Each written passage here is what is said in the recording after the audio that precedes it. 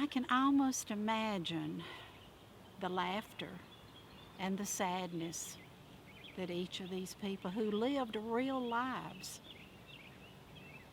their lives were not perfect, but there was great joy at many times. And so as we come out to tell those stories, we try to incorporate those wonderful times and those sad times. And we try to include the activities and the history of Meridian as we tell the stories. You can hear the railroad in the background. Meridian began on the backs of the rails. It was in the 1850s that word arrived that the Mobile and Ohio Railroad was to run a line through this area. Now, at the time, there was only a few people. The original settler, Mr. Richard McLemore, lived here. He had about 600 acres at the very beginning, after the signing of the Dancing Rabbit Treaty in 1830. So he moved here and he began to give away land to young families who would come and bring their children and start churches and build schools and just have a community. He gave away land for many years, and so there was a little village that had began, and then word came in about the railroads. That meant a lot of things to a lot of people. It meant progress, and it also meant that the little village would become a bustling metropolis in time. But there were two men who liked to speculate. Mr. Ragsdale from Alabama, he was an attorney from there, and a Mr. Ball, who was a merchant from Kemper County, Mississippi. They both received word the same time because Mr. Ball arrived first and bought 88 acres. And the very next day, Mr. Ragsdale bought 88 acres, and they began to lay their roads out. But they would not share their plat map. So in Meridian today, when you're traveling along and the road or the street has a curious curve, or perhaps goes right into an embankment, you have met Mr. Ball or Mr. Ragsdale.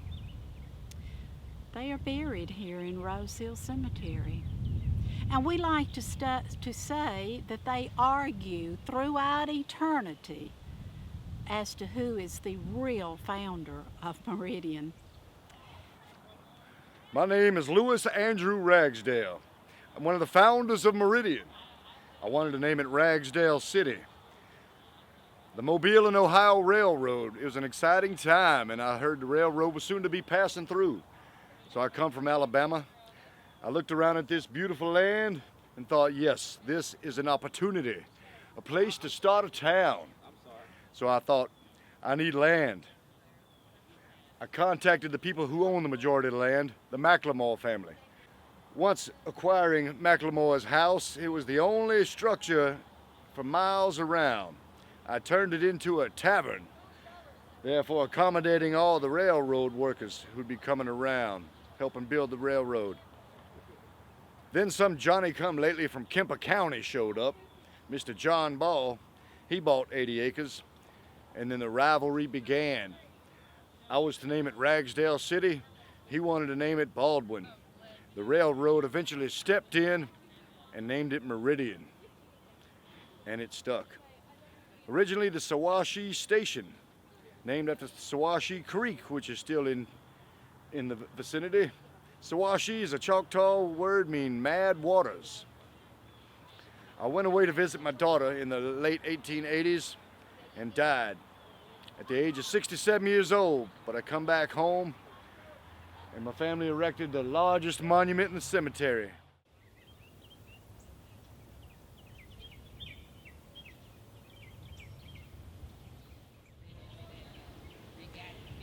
I played the part of Marjorie Woods Austin, who is the founder of Meridian Little Theater.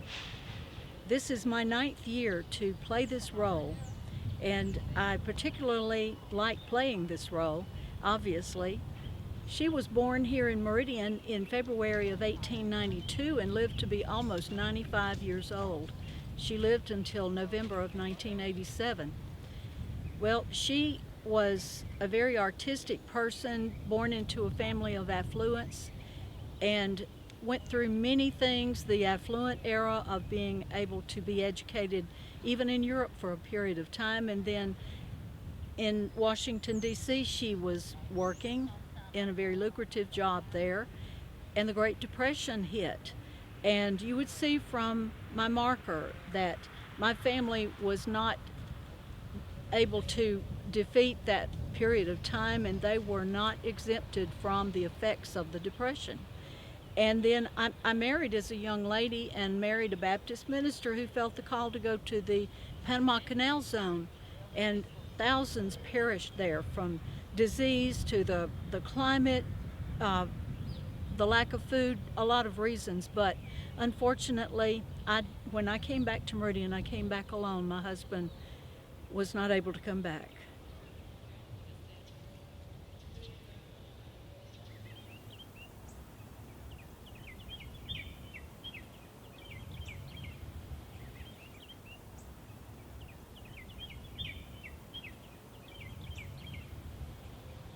So we tell all of these stories in Rose Hill Cemetery. Our storytellers that come out in costume tell the stories that have been researched by our original storyteller, Mr. Walton Moore. He was an elderly gentleman who really loved this cemetery. He was a business owner in Meridian. So in about 1970, he was so stressed that this cemetery was in disarray, that the markers were down, the debris was around all over, trees were down, and he organized a group to come out, clean it up, and research. And as you see it today, I call it a marble orchard. It is pristine. Now, it was in the year 2008 that Mr. Moore came to me, because you see, I'm a storyteller. I have been for 25 plus years. And he came to me and he said, Rose Hill Cemetery is the biggest secret in Meridian. No one ever pays attention to it. It's not getting the respect that it should have. And he said, I want a costume cemetery tour like the one in Natchez. And then he looked straight at me and he said, you are the very one that can do that. Oh my goodness. He was a charming Southern gentleman. And I began to think about it. And I thought about it for 2 years before I began to work. And I did work on it, putting it together, organizing it. And now we are a huge group, a company, the Rose Hill Company. And in the year 2019, on today's date, September the 28th, we will celebrate our 10th cemetery tour.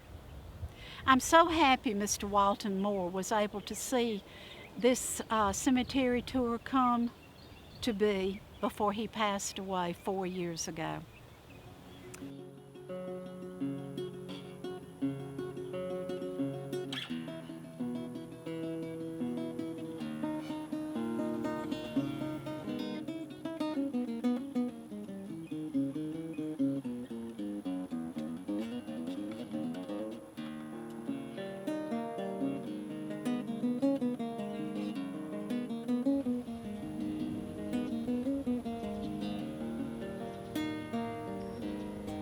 We had the burial of the Gypsy Queen many years ago. Her husband brought her here, and if I remember right, there were 5,000 or 10,000 other gypsies who came for the funeral at Rose Hill Cemetery here in Meridian. I like the gypsies because they're really interesting and colorful, and the actors are really good, and this year they have the Gypsy Caravan.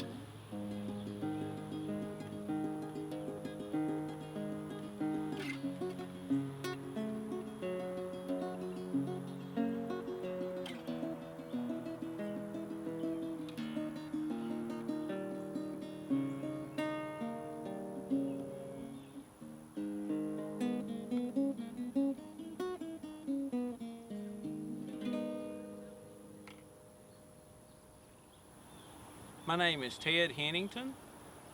This year, I'm doing a part of Slatcho Mitchell. He was the king's nephew, and his story is kind of short and sweet. He was the leader of the Mississippi band of Roma Gypsies. He was actually killed in a car wreck on the way to King Emil's funeral, and they ended up having a double funeral. In the past, I've done the part of King Emil Mitchell. My wife, Gypsy Rose Hill, who is playing Queen Flora this year, has also done the part of Queen Kelly, and she did most of the initial research for this tour when Walton Moore came up with the idea, along with some other people, of doing kind of a living costume tour of the Rose Hill Cemetery, because there's so much history in this particular cemetery, not just the Gypsy history, although arguably that's probably the most popular story. Being Gypsies, their lifestyle was traveling. Sometimes that was due to necessity more than maybe that they wanted to, because some places just really didn't want them around. So some places they had to leave just as quickly as they got there. And they came to be in Meridian because Queen Kelly was pregnant with their 15th child, and she went into labor. She had complications, and they ended up camped just across the state line. And when she passed away, Meridian was the only city that had funeral facilities that could hold a body at state for 12 days, while her family, and when you say Gypsy family, it's not like, say, me and you have a family where it's your aunt, your uncle, your cousins. With a Gypsy family, that's an extended family, and in Queen Kelly's case, it was extended around the world. So out of respect for the family and out of respect for her and for King Emil, they had to give time for people to make the journey here. So that's how they came to be interred at this particular cemetery. Many years later, King Emil did remarry, but when he passed away, he was buried here by Queen Kelly. Not a lot is known about where his second wife is, although I can tell you she's not in here. This tour of this cemetery, to me, is one of the things that this town should really be proud of.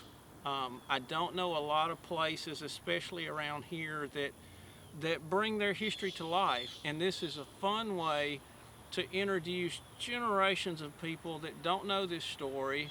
And to be quite honest, now with technology the way it is, maybe they don't look at history the same way. This is a really fun way for them to see that history come to life.